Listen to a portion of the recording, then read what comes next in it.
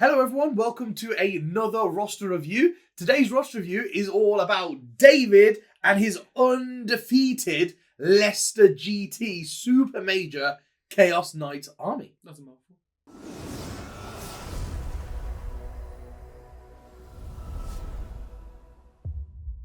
Right, if you haven't already, guys, please hit that subscribe button, notifications bell in the corner over there so you know each time I release one of these videos.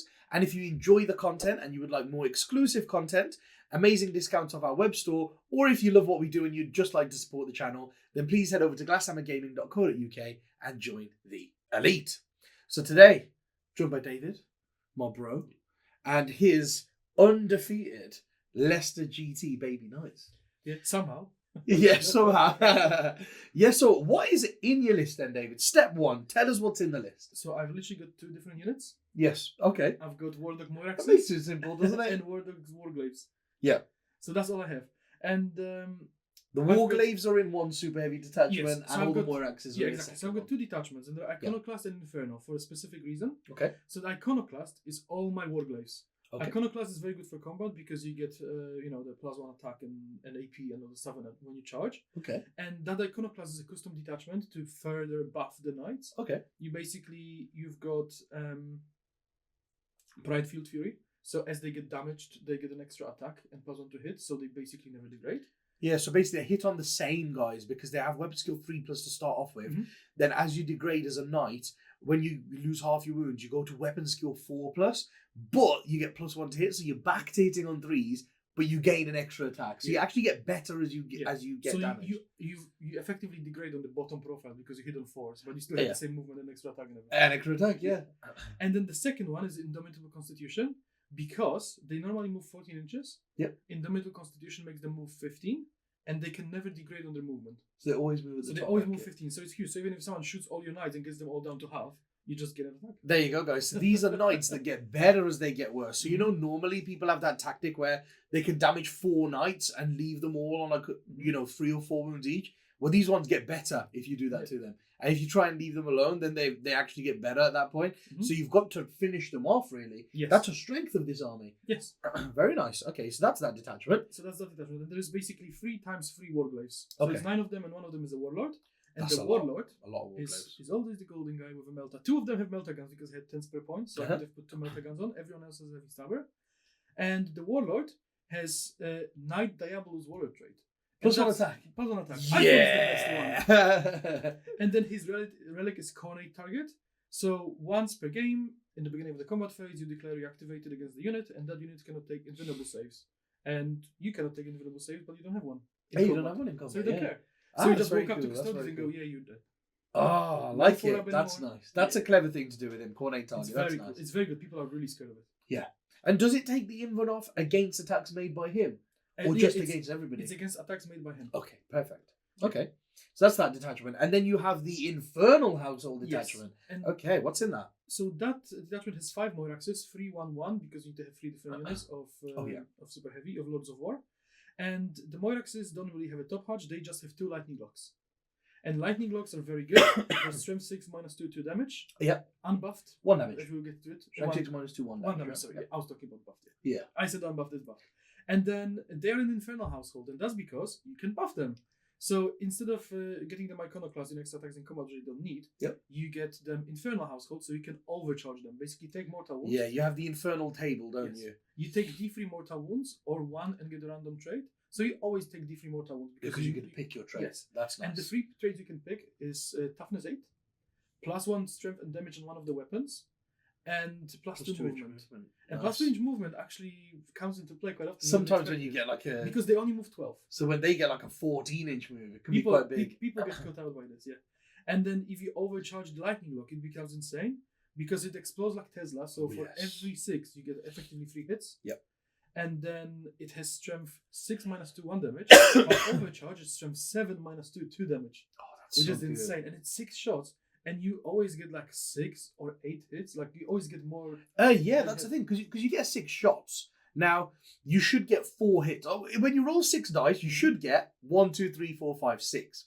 So the 1 and the 2 should miss, but so 1 and the 2 should miss, but then 3, 4, 5, and 6 should all hit, and the 6 should give you 2 extra hits. So you should get 6 shots, should give you 6 hits averagely. Yeah. So every time you should get as many hits as you have shots, which is very clever. Without a fail, when I played them, you always roll 3 misses and 3 sixes. Always. Without a fail. Nice. So that's all in the list. It's 2 detachments. Yeah. They're very simple, but the detachment of Infernal is so interesting thing. I've got Howling Packs on them because I figured War Dog Moirax is a War Dog. Is a War Dog. Yeah. He's not a War Dog. He's a War Dog Moirax. It's like these Whirlwind Scorpios. It's not a Whirlwind.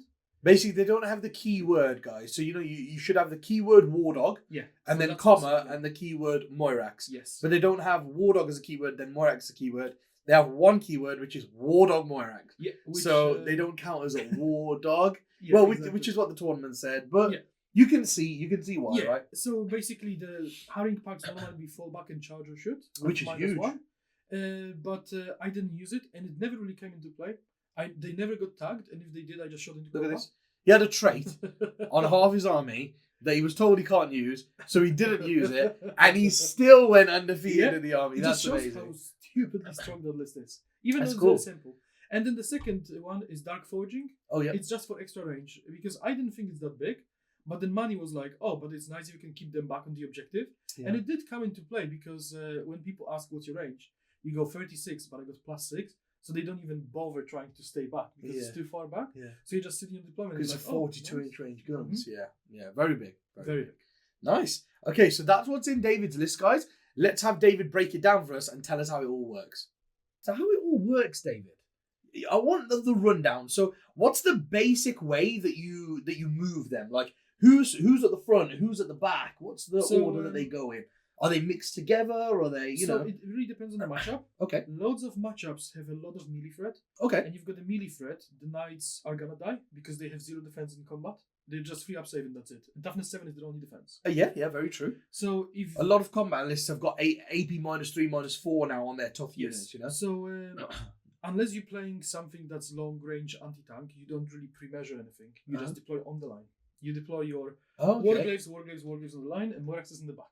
Okay. And then Warglaves, turn 1, just advance on your opponent's objectives.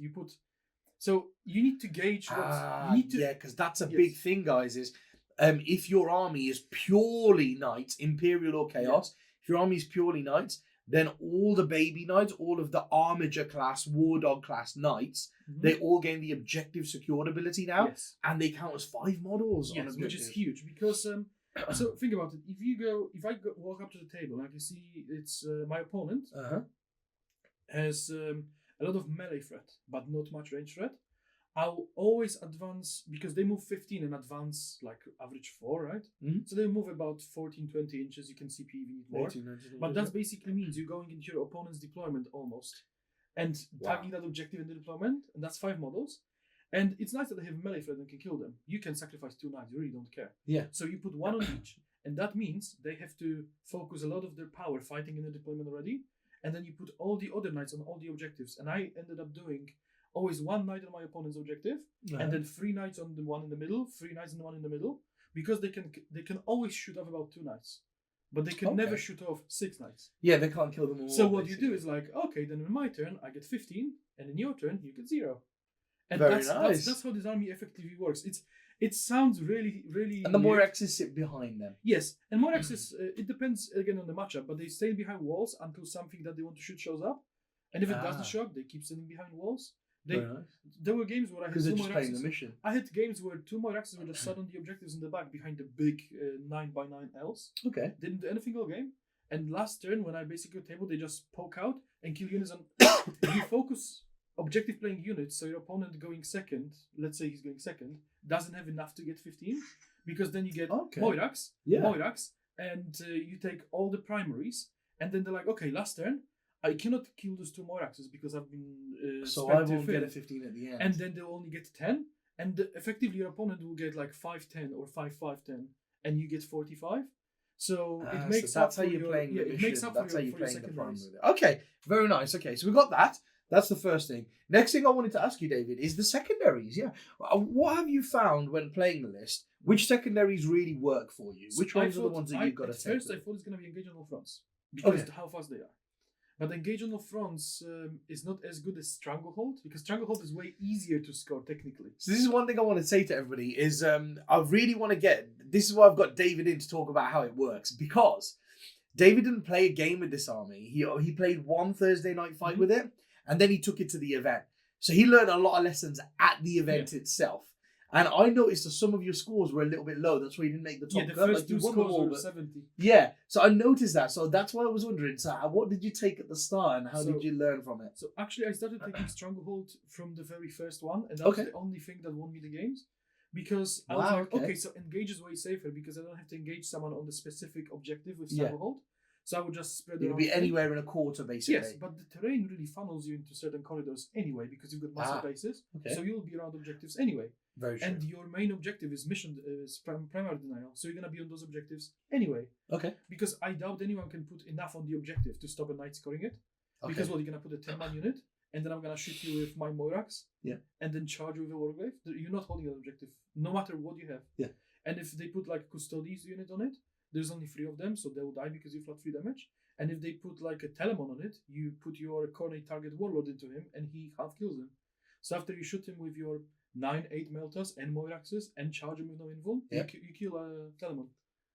I know I'm talking about Custodes a lot because I played Custodes 3 times. And there you go, guys. They've been Custodians 3 times. Okay. So definitely Stranglehold. Definitely Stranglehold. And then, all the others. And then that starts going uphill. If you have a mission objective one, you basically always take a mission objective one.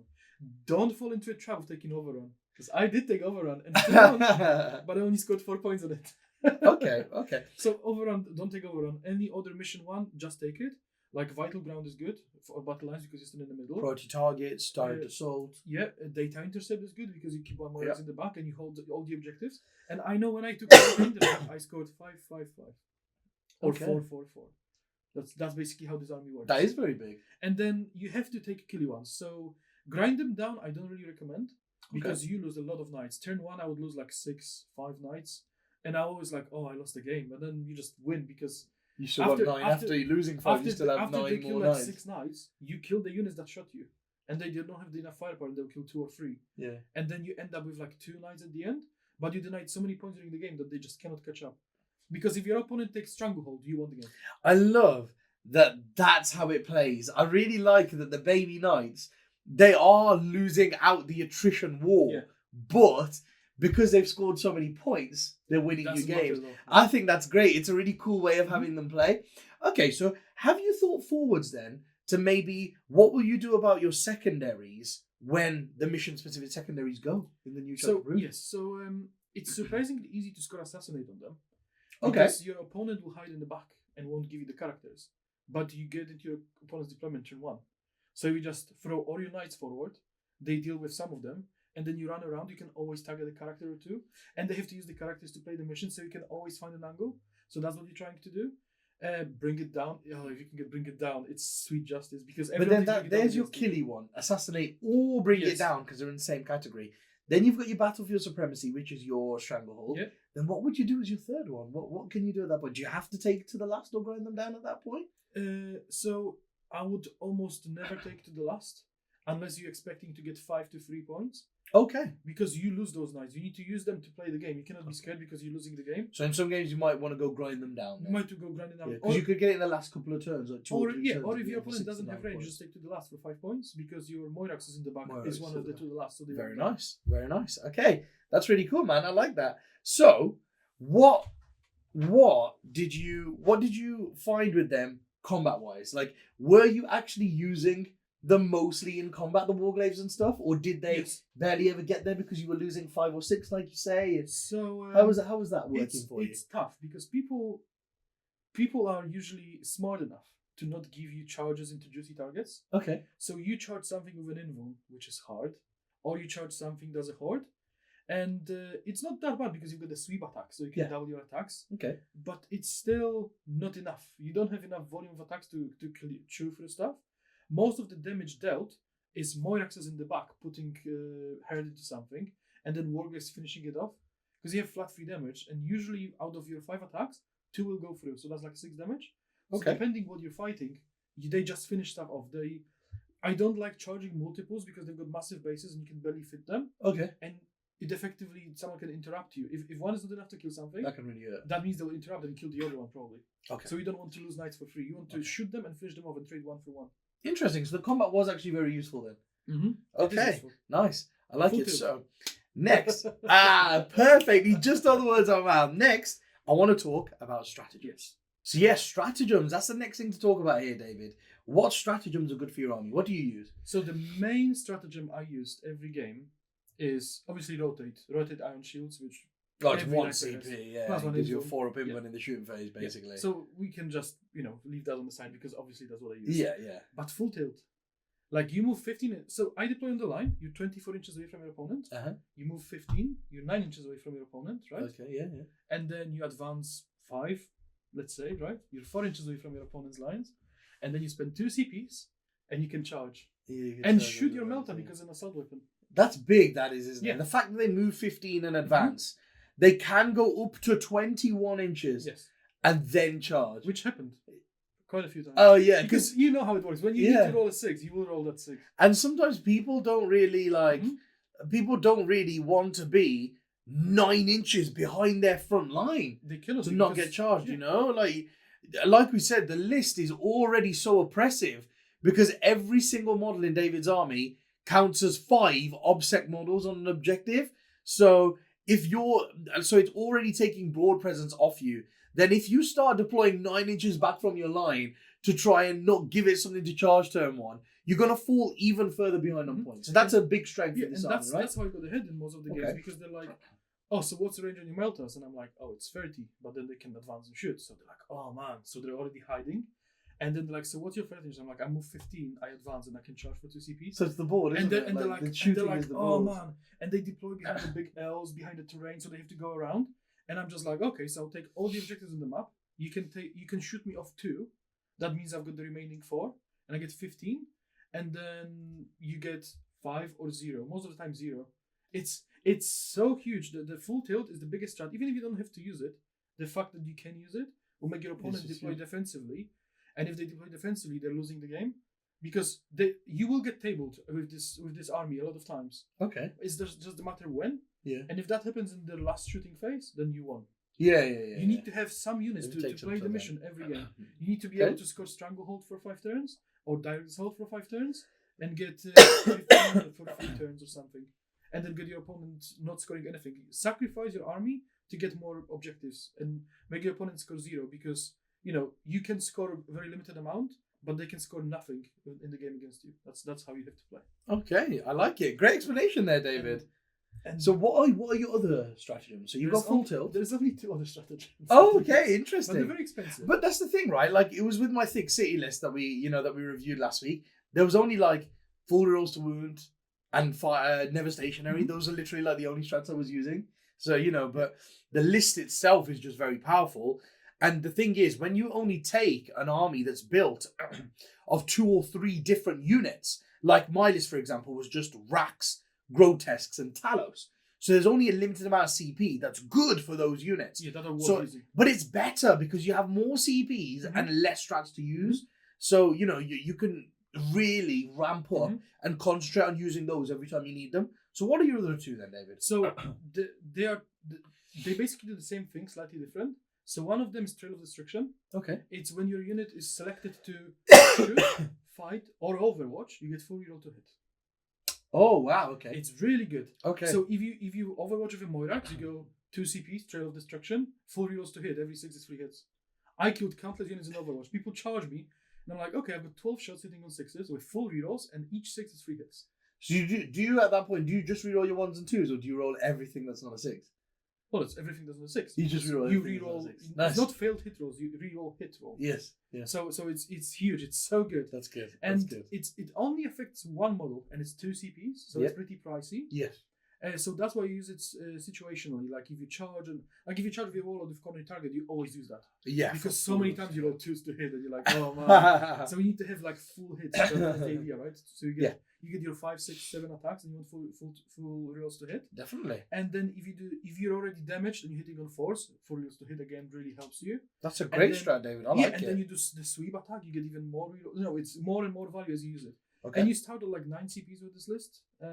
so you don't really care too much about. Yeah, because you just have your second detachment. You don't have any extra warlord traits, Yes, any extra exactly. relics. That's perfect. You start with 9, you gain 5 in the game, you've got 14 CPs Yeah. to use. And they Okay. go fast.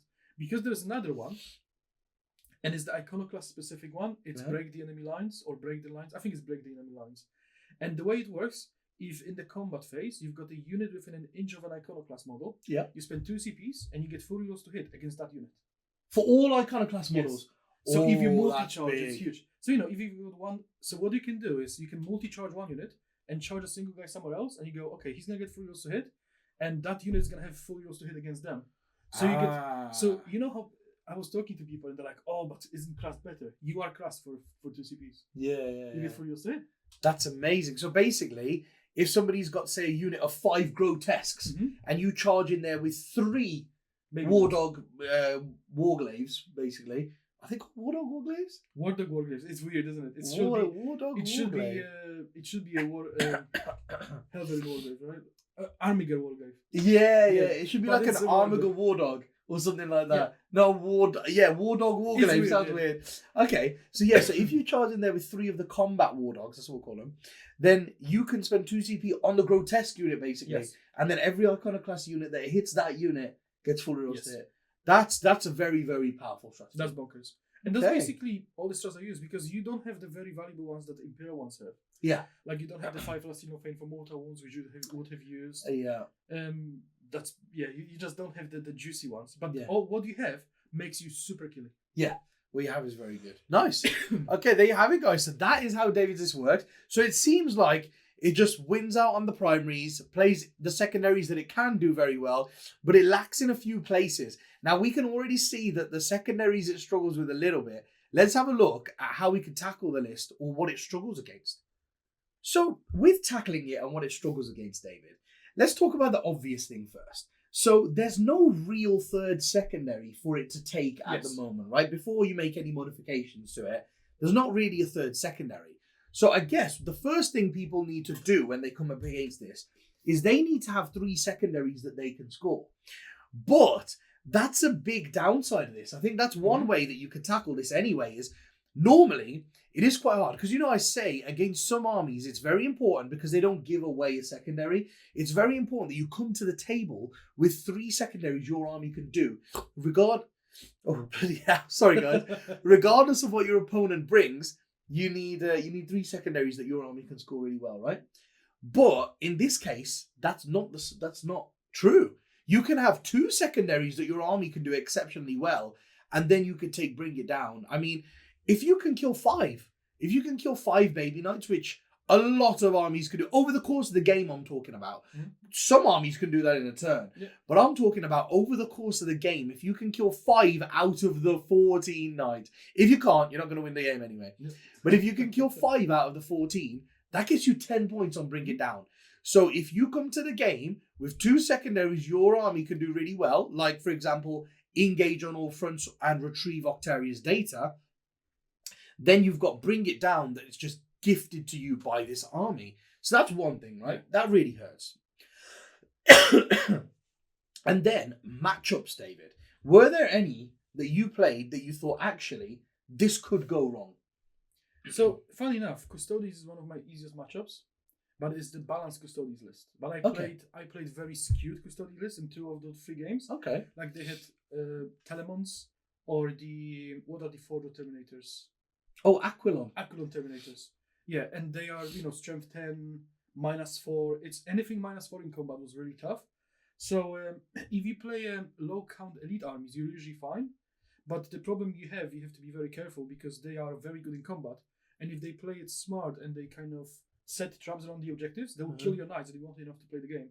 So the tough matchups of the bat is very strong combat units. Like AP -4 is my bane because there's no protection against it. Yeah. So that's the main thing. Because that denies primaries because you do it for 2 turns and then you lose your knights and you lost the game. Interesting. Now, the first thing that pops to mind as well, like one army that just pops to mind straight off the bat is Thick City.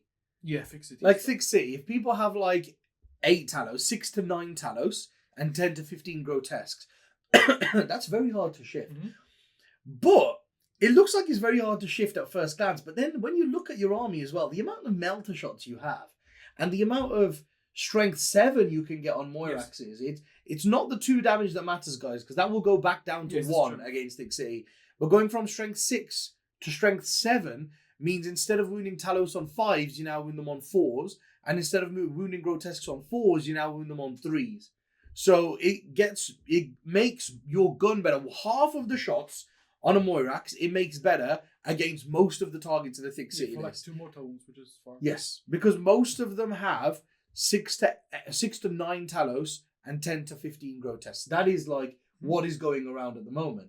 So I would say that is a hard game for you because it could take a while to get through them. But they can sit on objectives and trade on there quite well, because when you go into them, your damage 2, right? Like your flat 3 goes down to flat 2 damage. And then you actually struggle to start getting, especially when they have the feel no pain as well. And when they hit you back, they do mortal wounds. They're strength 8 minus 3, flat 3 damage most of the time. Full rerolls to wound if they want it. So that could be a bit of an issue as well, right? Yeah. Like, because those armies these days are backed up by like 20 racks, like 4 units of 5 racks and a quarter of the Archon that's playing the mission. And you don't really have the resources to deal with those little units, right? Like the racks and the quarter of the Archon while you're trying to deal with the Talos, right? Yeah, because you have to put your Moiraxes into the Talos to best damage output against them. Because the melters are nice, but like more often than not, they do nothing. And the Moirax just with volume of shots start killing Grotesques and Talos, right? It becomes reliable. Okay. And then there's another thing that has nothing to do with damage. It's move blocking. Because you've got massive bases. Yes. And like if you've seen the first night fight when I played against Dan, you can just use a unit of 10 guns and block me in my deployment. Yes. And that stops me denying you primaries, and I'm just dying in my deployment and I can do nothing about it. There and you can do that easily for 3-4 turns, and then I've lost the game. So that's how you stop this army from stealing all those primaries off you, right? That's one thing you got to do. You got to have like a fast-moving units that are very cheap that you don't really care about, like warp spiders and things like that, right? That can get in the way. Guardsmen can double move, get in the way. Units of 5 Gene Stealers or 10 Gaunts that can double move, you know, and get in the way, right? That's kind of what you want to do. Because I cannot really intervene other than the Warlord, because they're not characters. There's nice. I don't have any strats to do with nothing. So I'm just stuck. Yeah. And then the last thing that I want to talk about in how to tackle it, guys, is mortal wounds. The list doesn't particularly like mortal wounds, right? Because it doesn't. Correct me if I'm wrong. Chaos Knights don't have the stratagem to ignore mortal wounds on a 5-up like Imperial ones, right?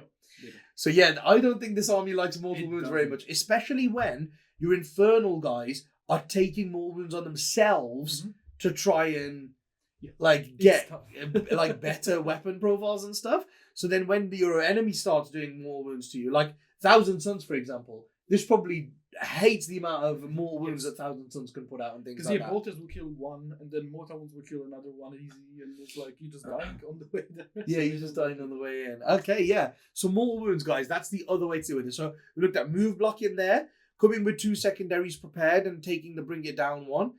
Thick City does well into it, as it does into most things right now, and mortal wounds and move blocking. Those are the things that we've talked about there, and I think those are the key ways to cause this list some problems, right? The key ways.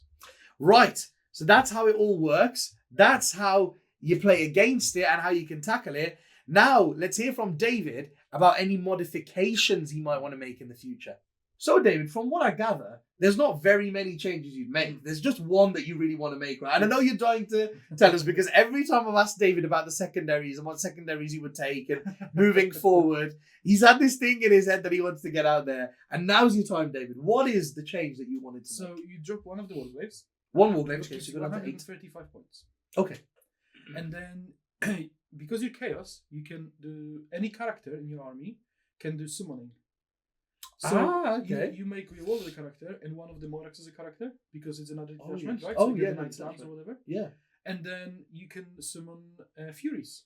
Furies are 45 points each and move 12 inches. And they're infantry. Yes. They fly. So they're super fast. And that gives you your 3rd secondary. It's either Rod or Banners. There's a way of doing Rod or Banners. So that's how you get your 3rd secondary. Because Banners are super easy. You summon 2 in turn 1. Yeah. Then turn 2, they raise the banner. Oh, can I? No. Yeah, you raise the banner turn 2, and your opponent never gets past your lines because you've got so many bodies on the board blocking him in his own deployment he doesn't have time to deal with the Furies. Then you get 2 points turn 3, 2 points turn 4, 2 points turn 5, and 2 points at the end of the game. So you'll get a minimum of 8, Yeah, which is if you don't fantastic. raise anymore, If you don't raise anymore, which you yeah. follow because you get 135 points, so you can summon 2 units of Furies, and then the third unit. So you summon 2 units. Next turn you summon 1 unit, but those 2 are raising the banner or raising the banner forward, depending how the table is laid out. Yeah. So you're gonna have at least 3 banners most of the time, right? And you will probably always raise 1 banner at the end of the game to have another one, depending if you go first or second. Yeah, depending on where you are on the board. But what I'm saying is, even if you just raise those 2 and you can't really get to any more reliably, you still get 8 points. Yes, Whereas before, we didn't even have a third secondary. Yeah. In my games, I scored 0 on some and 4 on some, so, you know. There you have it, guys. So if you're looking to make changes, if you want to run this sort of list, but you don't like the fact that there's no third secondary to take, David just told you how you can take a third secondary. There you go. Right, guys, I really hope you've enjoyed this roster review. Loads of you requested it, so we had David on explaining his list. It's a very cool format, this is, the 2-man roster review as well. Thank you very much for doing this with me, David. Yeah, like we say, guys, hope you've enjoyed this. If you've watched this far and you've enjoyed this video and you haven't already, hit that subscribe button, notifications bell in the corner over there so you know each time we release one of these videos. And if you enjoy the content and you'd like more exclusive content, amazing discounts off our web store, or if you just enjoy what we do. And an extra battle report. And an extra battle report coming soon, starting in the new year. Then head over to glasshammergaming.co.uk and join the Elite. Lots of content to be had, and like David just said, there will be Elite-only battle reports starting from the new year. Thank you very much for watching, guys. Take care, have a good night, watch all the rest of our content on the YouTube channel, and we'll see you next time in the next video. Bye, guys.